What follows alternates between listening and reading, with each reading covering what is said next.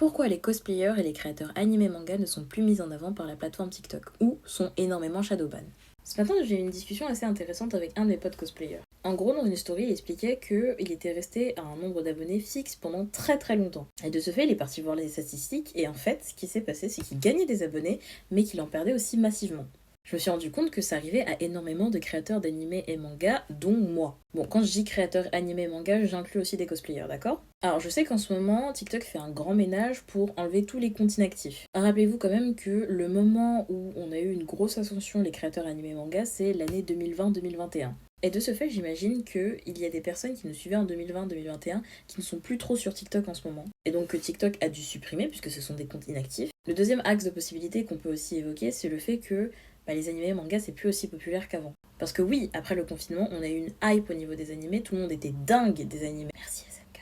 Sauf que maintenant, cette période un peu folle où il y avait énormément de trends du côté animé et manga qui étaient repris même par des normies qui ne connaissaient pas forcément les animés et mangas, cette période-là, maintenant, on l'appelle la période baka, aka la période gênante pour tout le monde. En gros, c'était à 2020-2021, on ne veut plus y revenir du tout.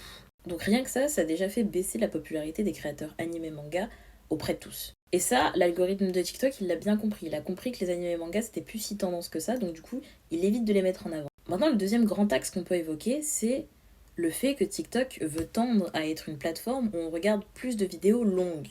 Et là, je vais surtout m'adresser aux cosplayers. À votre avis, quel type de contenu les cosplayers postent le plus? Je vais vous poser une autre question. À votre avis, quel est le temps moyen des vidéos des cosplayers en général sur la plateforme?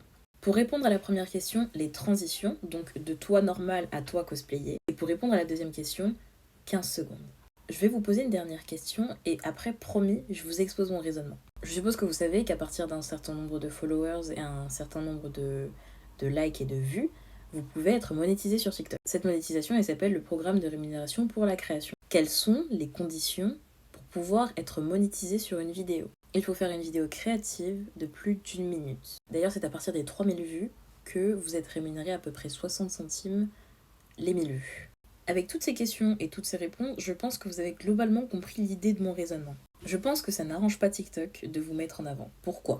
Moi, au début, j'ai réfléchi un peu bêtement parce que je me suis dit, si on fait des vidéos de moins d'1 minute, théoriquement, TikTok ne nous rémunère pas, donc du coup, ils peuvent nous mettre en avant puisqu'on est gratuit, théoriquement, tu vois ou pas? Sauf que non, eux, ça les arrange pas, puisque si ils mettent en avant des vidéos qui font moins d'1 minute, ils n'arriveront pas à leur objectif de tendre à être une plateforme où on regarde des vidéos de plus d'1 minute. Parce que le but de ce nouveau programme de rémunération, qui nous avait tous fait plaisir parce qu'on s'est dit purée, c'est 1 € les 1000 vues, maintenant ça a bien baissé, c'était de pousser les créateurs de contenu à créer du contenu de plus d'1 minute, toujours aussi intéressant que les contenus qui faisaient de 15, 30, 45 secondes.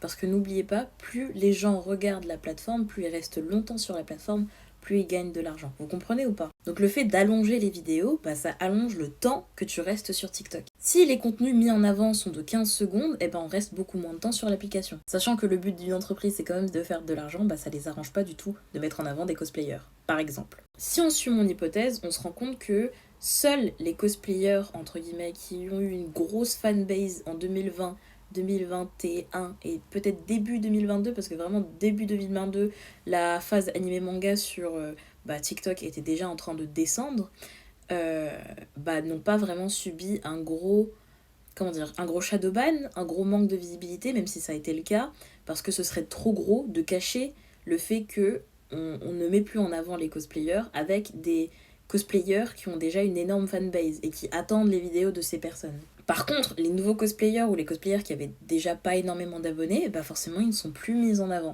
Pour autant, faut-il arrêter de faire du cosplay sur cette plateforme? Non!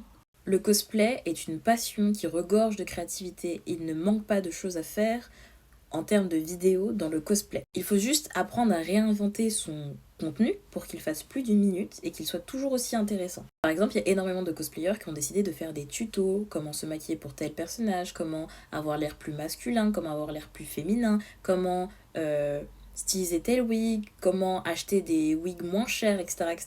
C'est un type de contenu qui marche parce que c'est totalement ce que TikTok recherche. Ça éduque, c'est full créativité et ce sont des vidéos qui font plus d'1 minute en général. Personnellement, j'ai aucun skills en cosplay qui me permet de faire des vidéos de plus d'1 minute. Je ne peux pas vous donner énormément de conseils parce que je me considère comme une débutante.